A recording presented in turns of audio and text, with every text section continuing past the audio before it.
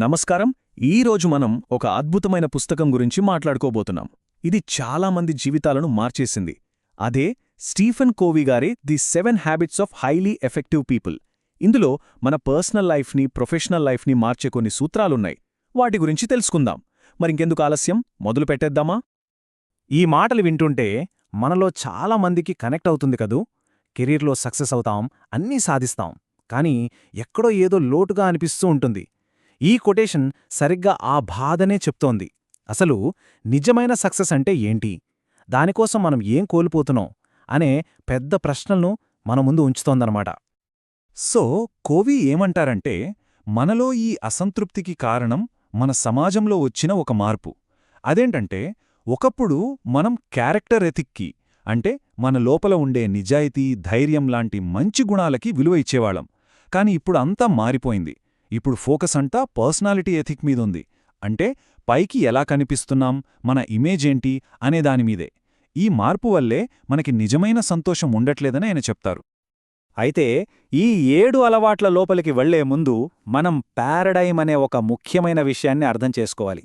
Paradigm అంటే ఏంటో తెలుసా? సింపుల్గా చెప్పాలంటే మనం ప్రపంచాన్ని చూసే ఒక కళ్లద్దం లాంటిది. ఇప్పుడు ఆలోచించండి, ఆ కళ్లద్దం పవరే సరిగ్గా లేదనుకోండి, మనకు కనిపించేదంతా వంకరటింకరగా, తప్పుగా కనిపిస్తుంది కదా. మన జీవితాన్ని మార్చుకోవాలంటే ముందు మనం పెట్టుకున్న ఈ కళ్లద్దం, అంటే మన ఆలోచన విధానాన్ని సరిచూసుకోవాలి. అవసరమైతే దాన్ని మార్చుకోవాలి. పారడైమ్ ఎంత పవర్ఫుల్ అనేది అర్థం కావడానికి ఒక చిన్న కథ చూద్దాం, సరేనా? ఊహించుకోండి, దట్టమైన పొగమంచు, చీకటి రాత్రి, సముద్రంలో ఒక పెద్ద యుద్ధనౌక ముందుకెళ్తోంది. కెప్టెన్ బ్రిడ్జ్ మీద నిల్చొని అంతా గమనిస్తున్నాడు. ఇంతలో దూరంగా ఒక లైట్ కనిపించింది. ఆ లైట్ నేరుగా తమ వైపే వస్తోంది. గుద్దుకునే ప్రమాదముందని గ్రహించిన కెప్టెన్ వెంటనే సిగ్నల్ పంపాడు, మీ దారిని 20 డిగ్రీలు మార్చుకోండి. అటునుంచి వెంటనే సమాధానం వచ్చింది, మీరే మీ దారిని 20 డిగ్రీలు మార్చుకోవడం మంచిది. కెప్టెన్కి కోపమొచ్చింది, నేనొక యుద్ధనౌకను, దారి మార్చుకోమని చెప్తున్నాను కదా అని గట్టిగా చెప్పాడు. కెప్టెన్ అహంతో ఊగిపోతూ ఫైనల్ వార్నింగ్ ఇచ్చాడు, నేనొక యుద్ధనౌకను, వెంటనే దారి మార్చు. అప్పుడు అటునుంచి వచ్చిన సమాధానం సింపుల్ కానీ పవర్ఫుల్, నేనొక లైట్ హౌస్ను. అంతే. ఆ ఒక్క మాటతో కెప్టెన్కి అంత అర్థమైపోయింది. చూశారా, జీవితంలో కొన్ని సూత్రాలు కూడా ఆ లైట్ హౌస్ లాంటివే. అవి కదలవు, అవి నిజాలు. మన అహం, మన పొజిషన్ వాటిని మార్చలేవు. మనమే వాటికి తగ్గట్టు మన దారిని మార్చుకోవాలి. సో ఈ లైట్ హౌస్ కథ మనకు చెప్పేదేంటంటే, మార్పు అనేది మన లోపల్నుంచి మొదలవ్వాలి. బయట ప్రపంచాన్ని మార్చే ముందు మనల్ని మనం మార్చుకోవాలి. మొదట మనమీద మనం విజయం సాధించాలి. కోవీ దీన్నే ప్రైవేట్ విక్టరీ లేదా వ్యక్తిగత విజయం అంటారు. అంటే ఇతరుల మీద ఆధారపడటం నుంచి ఇండిపెండెంట్గా మారటమన్నమాట. ఇక్కడ ఈ డయాగ్రామ్ చూస్తే మనకు మొత్తం జర్నీ అర్థమవుతుంది. చూడండి, మన ప్రయాణం డిపెండెన్స్ అంటే ఇతరులపై ఆధారపడటంతో మొదలవుతుంది. మొదటి 3 అలవాట్లు మనల్ని ఇండిపెండెన్స్ అంటే స్వాతంత్ర్యం వైపు తీసుకెళ్తాయి. దీన్నే మనం ప్రైవేట్ విక్టరీ అన్నాం. వన్స్ మనం ఇండిపెండెంట్ అయ్యాక అప్పుడు మనం ఇంటర్డిపెండెన్స్ అంటే పరస్పరాధారితత్వం వైపు వెళ్ళగలం. అదే పబ్లిక్ విక్టరీ. రైట్. ఇక మొదటి అలవాటు బీ ప్రొయాక్టివ్. సింపుల్గా చెప్పాలంటే మన జీవితానికి మనమే బాధ్యత తీసుకోవడం, మన చుట్టూ జరిగే వాటిని, పరిస్థితులని నిందించడం మానేయడం. చూడండి, మనకు ఏదైనా జరిగినప్పుడు దానికి వెంటనే రియాక్ట్ అవ్వడానికి మధ్యలో ఒక చిన్న గ్యాప్ ఉంటుంది. ఆ గ్యాప్లోనే మన అసలైన పవరుంది. అదే స్పందనను ఎంచుకునే స్వేచ్ఛ. ఈ అలవాటులో ఒక మంచి కాన్సెప్ట్ ఉంది. అదే ఈ 2 సర్కిల్స్. బయట పెద్ద సర్కిల్ని సర్కిల్ ఆఫ్ కన్సర్న్ అంటారు. అంటే మనం కంట్రోల్ చేయలేనివి, మనల్ని ఆందోళనకు గురిచేసేవన్నీ ఇందులో ఉంటాయి. దాని లోపలున్న చిన్న సర్కిల్ని సర్కిల్ ఆఫ్ ఇన్ఫ్లుయెన్స్ అంటారు. అంటే మనం మార్చగలిగేవి, మన కంట్రోల్లో ఉన్నవి. ఇప్పుడు ప్రొయాక్టివ్ వ్యక్తులేం చేస్తారంటే వాళ్ల టైం, ఎనర్జీ మొత్తం ఆ చిన్న సర్కిల్ మీదే పెడతారు. దానివల్ల ఏమవుతుందంటే ఆ చిన్న సర్కిల్ నెమ్మదిగా పెద్దదవుతూ వస్తుందన్నమాట. ఇక రెండవ అలవాటు begin with the end in mind. అంటే అంతిమ లక్ష్యంతో ప్రారంభించడం. ఇది మన జీవితానికి ఒక డైరెక్షన్ ఇస్తుంది.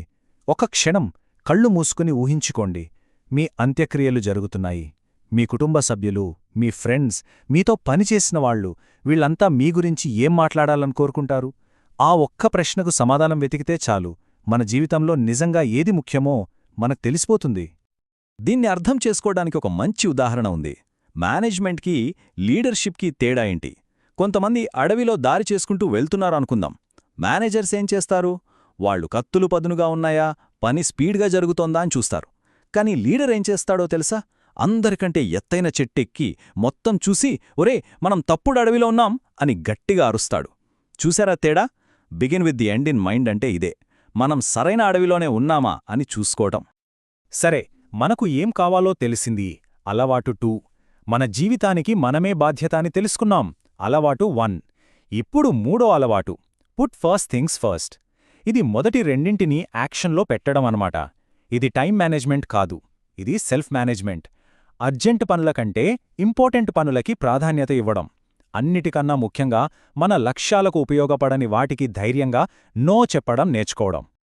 సో ఈ మొదటి 3 అలవాట్లతో మనం ప్రైవేట్ విక్టరీ సాధించాం. మనం ఇండిపెండెంట్ అయ్యాం. ఇప్పుడు నెక్స్ట్ లెవెల్కి వెళ్దాం. అదే పబ్లిక్ విక్టరీ. ఇక్కడ నుంచి అసలు కథ మొదలవుతుంది.